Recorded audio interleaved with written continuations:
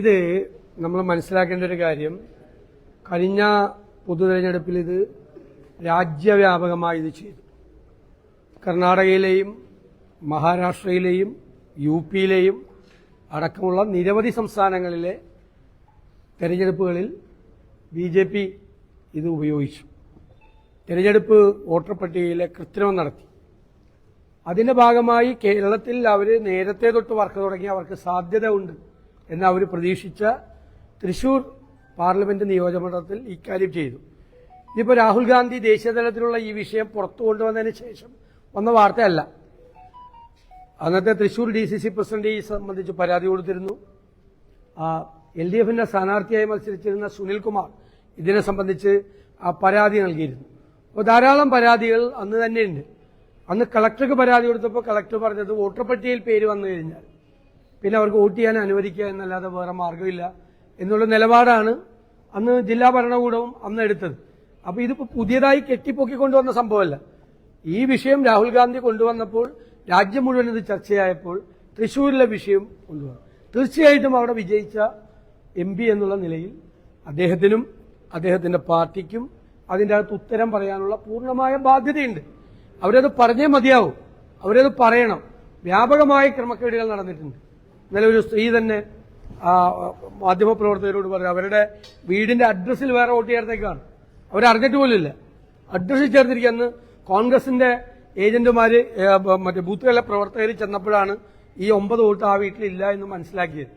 അപ്പോഴാണ് പരാതി കൊടുത്തത്. അപ്പോഴാണ് കളക്ടർ പറഞ്ഞു വോട്ടർ പട്ടികയിൽ പേര് വന്നു, എന്ത് ചെയ്യാന്ന് ചോദിച്ചു. അപ്പൊ ഇതൊക്കെ യാഥാർത്ഥ്യമാണ്, അവിടെ നടന്നിട്ടുണ്ട്. വ്യാപകമായി ഓർഗനൈസ്ഡ് ആയിട്ടുള്ളൊരു ക്രൈമാണ് അത് നടന്നിരിക്കുന്നത്.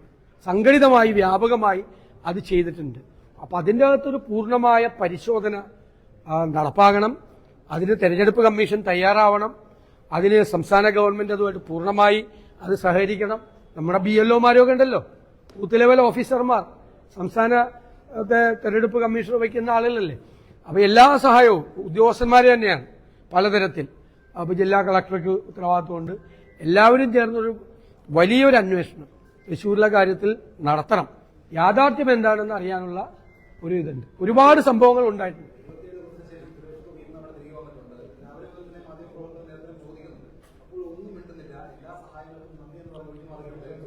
അല്ല, അതങ്ങനെ പാടില്ല. ഇപ്പോ നമുക്ക് ആരോപണങ്ങളെല്ലാം രാഷ്ട്രീയ നേതൃത്വത്തിൽ നിൽക്കുന്നവർക്ക് ഉത്തരവാദിത്തപ്പെട്ട സ്ഥാനങ്ങൾക്കെതിരെ ഉണ്ടാവും. ശരിയായ ആരോപണങ്ങൾ ഉണ്ടാവും, തെറ്റായ ആരോപണങ്ങൾ ഉണ്ടാവും. ശരിയല്ല എന്ന് അദ്ദേഹത്തിന് ബോധ്യമുണ്ടെങ്കിൽ അദ്ദേഹത്തിനെതിരായും അദ്ദേഹത്തിന്റെ തെരഞ്ഞെടുപ്പ് വോട്ടർ പട്ടികയിൽ കൃത്രിമമുണ്ടായി എന്നുള്ള ആരോപണം തെറ്റാണെങ്കിൽ അത് തെറ്റാണെന്ന് പറയാനുള്ള അവകാശം അദ്ദേഹത്തിനുണ്ടല്ലോ. അദ്ദേഹം അത് ചെയ്യുന്നില്ല എന്ന അർത്ഥം, അതിന്റെ അർത്ഥം നമുക്ക് മനസ്സിലാക്കേണ്ടത് അദ്ദേഹത്തിന് പ്രതിരോധിക്കാൻ ഒന്നുമില്ലെന്നുള്ളതാണ്. ഉറപ്പായിട്ട് പറയണമല്ലോ, ഉറപ്പായിട്ട് മറുപടി പറയണം. BJP പ്രതിക്കൂട്ടിൽ നിൽക്കുകയാണ് രാജ്യത്ത് ഉടനീളം. സംസ്ഥാനത്ത് തൃശ്ശൂരിലെ കേസിൽ അവർ പ്രതിക്കൂട്ടിൽ നിൽക്കുകയാണ്. അപ്പൊ അവര് തെറ്റ് ചെയ്തിട്ടില്ലെങ്കിൽ അവർ പറയട്ടെ, ഞങ്ങളൊന്നും മിണ്ടില്ല, നിങ്ങൾ ഞങ്ങളോട് ചോദിക്കാൻ നിൽക്കണ്ട എന്ന് പറയുന്നത് ഉത്തരവാദിത്തപ്പെട്ട സ്ഥാനങ്ങളിൽ ഇരിക്കുന്നവർക്ക് യോജിച്ചാൽ. ഇപ്പൊ നാളെ ഞാനാണെങ്കിൽ എനിക്കെതിരെ നിങ്ങളൊരു തെറ്റായ കാര്യം പറഞ്ഞാൽ എനിക്കത് എന്റെ അവകാശമല്ലേ. ഞാൻ നിങ്ങളുടെ മുമ്പിൽ വന്ന് അത് കൃത്യമായിട്ട് അതിനെ പറഞ്ഞു കൊടുക്കാം.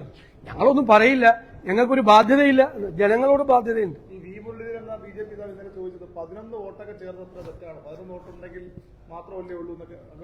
11 വോട്ടിന്റെ അല്ലല്ലോ ആരോപണം, 11 വോട്ടിന്റെ ആണ് ആരോപണം. ഞാൻ തന്നെ പറഞ്ഞത് ഒരു പാവപ്പെട്ട സ്ത്രീ അവരുടെ വീട്ടിൽ അവരറിയാത്ത 9 പേരുടെ പേര് ചേർത്തിട്ടുണ്ട് അവിടെ ഇല്ലേ. അതടക്കമുള്ള എത്ര കേസുകളുണ്ട്. ഫ്ളാറ്റുകളിൽ വ്യാപകമായി ഫ്ളാറ്റുകളിൽ വോട്ട് ചേർത്തിട്ടുണ്ട്. ഒരു കേസല്ല, ഒരു കേസാണെങ്കിൽ നമ്മൾ ഇത്രയും വലിയ അതൊരു പരാതി കൊടുക്കാം, അല്ലാതെ ഇത്രയും വലിയ വിഷയമാക്കേണ്ട കാര്യമില്ല. ഒന്നല്ല, ഞങ്ങളുടെ കണക്ക് തന്നെ 50,000-നും 60,000-നും ഇടയിൽ വോട്ടുകളുണ്ടെന്നുള്ള ആദ്യത്തെ ഒരു പരിശോധനയിൽ അന്ന് തന്നെ ഞങ്ങൾ പറഞ്ഞത്, തെരഞ്ഞെടുപ്പ് കഴിഞ്ഞ ഉടൻ തന്നെ ഞങ്ങൾ പറഞ്ഞത് വലിയ കണക്കാണ് പറഞ്ഞത്. കൂടുതൽ പരിശോധിച്ചാൽ കൂടുതൽ വരും.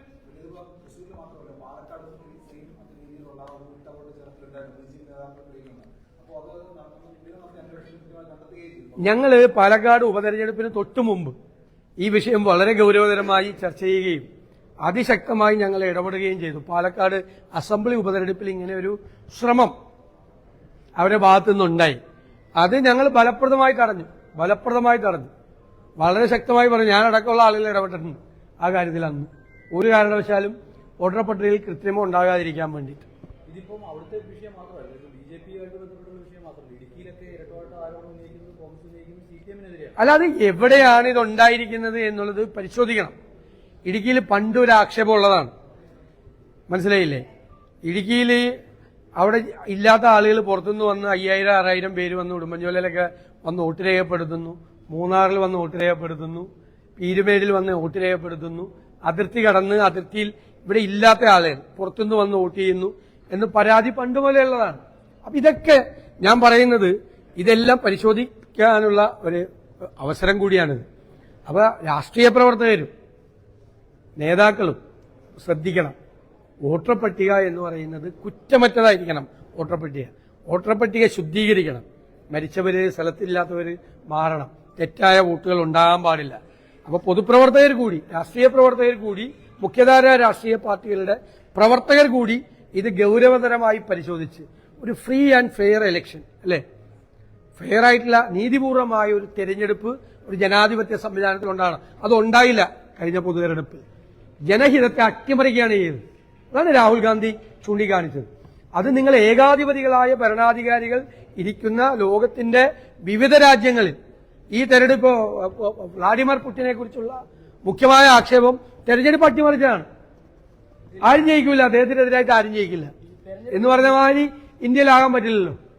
ഈ തെരഞ്ഞെടുപ്പ് കമ്മീഷൻ ഒരു വഴിവിട്ട സഹായം ചെയ്തിട്ടുണ്ടെന്ന് തോന്നുന്നുണ്ട്. എന്നാൽ ഇപ്പോൾ വന്നിട്ടുള്ള തെളിവുകളെല്ലാം വെച്ചിട്ടാണ് നേരത്തെ പലതരത്തിലുള്ള പരാതികൾ പോയിട്ടുള്ളത്. പക്ഷെ അതൊന്നും പരിഹരിക്കപ്പെട്ടിട്ടില്ല. തെരഞ്ഞെടുപ്പ് കമ്മീഷനിൽ വലിയ പങ്കാളിത്തമുണ്ട് ഈ കാര്യത്തിൽ. കുറ്റകരമായ കാര്യങ്ങളാണ് തെരഞ്ഞെടുപ്പ് കമ്മീഷൻ ചെയ്തിരിക്കുന്നത്. തെരഞ്ഞെടുപ്പ് കമ്മീഷനാണ് ആദ്യം പ്രതിക്കൂട്ട്. ഇതിന് കൂട്ടുനിന്നതിനും കൊട പിടിച്ചു കൊടുത്തതിന്റെ പേരിൽ വ്യാപകമായി സഹായിച്ചിട്ടുണ്ട്. വ്യാപകമായി തെരഞ്ഞെടുപ്പ് കമ്മീഷന്റെ അനുമതിയോടുകൂടിയാണ് ഇത് ഇത്രയും വ്യാപകമായി നടന്നിരിക്കുന്നത്. അവർക്ക് അറിയാമായിരുന്നു പരാതികൾ ഉണ്ടായിട്ട് ഒരു നടപടിയും അവർ സ്വീകരിച്ചില്ല. ഇപ്പോൾ തന്നെ രാഹുൽ ഗാന്ധി പറഞ്ഞതിന്റെ മറുപടി എന്താ മറുപടി അവർ പറഞ്ഞത്? എന്തെല്ലാം വാക്കുകളാണ് രാഷ്ട്രീയ പാർട്ടികൾ ഉപയോഗിക്കുന്ന വാക്കാണ് മറ്റേ തെരഞ്ഞെടുപ്പ് കമ്മീഷൻ മറുപടിയായിട്ട് പറഞ്ഞത്. ഭീഷണിപ്പെടുത്തുന്നു തെരഞ്ഞെടുപ്പ് കമ്മീഷന്. ഇത്രയും തെളിവുകളോടുകൂടി നമ്മുടെ രാജ്യത്തിന്റെ ചരിത്രത്തിൽ ഇതുപോലൊരു സംഭവം മുമ്പിൽ വന്നിട്ടുണ്ട്. ഇതിനേക്കാൾ കൂടുതൽ തെളിവുകൾ രാഹുൽ ഗാന്ധി എത്ര മനോഹരമായിട്ടാണ് അത് അവതരിപ്പിച്ചത്. ഇത്രമാത്രം തെളിവുകളോടുകൂടി, ഒരാൾക്കും നിഷേധിക്കാൻ പറ്റാത്ത രീതിയിലുള്ള തെളിവുകളോടുകൂടി. അതിന് പറയുന്നത് അത് ഇന്ത്യക്കാരനല്ലെന്നൊക്കെ പറയും. മറുപടിയില്ല. നാളെ വിഭജന ഭീതി ദിനമായി ആചരിക്കാനുള്ള നിർദ്ദേശം വീണ്ടും ശക്തമായിട്ട് ഗവർണറുടെ ഭാഗത്തു നിന്നുള്ള ഗുരുതരമായ തെറ്റാണ്. ഇത് രാജ്യത്തെ ഭിന്നിപ്പിക്കാൻ വേണ്ടിയിട്ടുള്ള സംഘപരിവാർ അജണ്ട കേരളത്തിലെ ഗവർണർ നടപ്പാക്കരുത്. നടപ്പാക്കിയാൽ അതിനെ ശക്തിയായി ഞങ്ങൾ എതിർക്കും. പ്രതിപക്ഷം അതിശക്തിയായിട്ട് എതിർക്കും.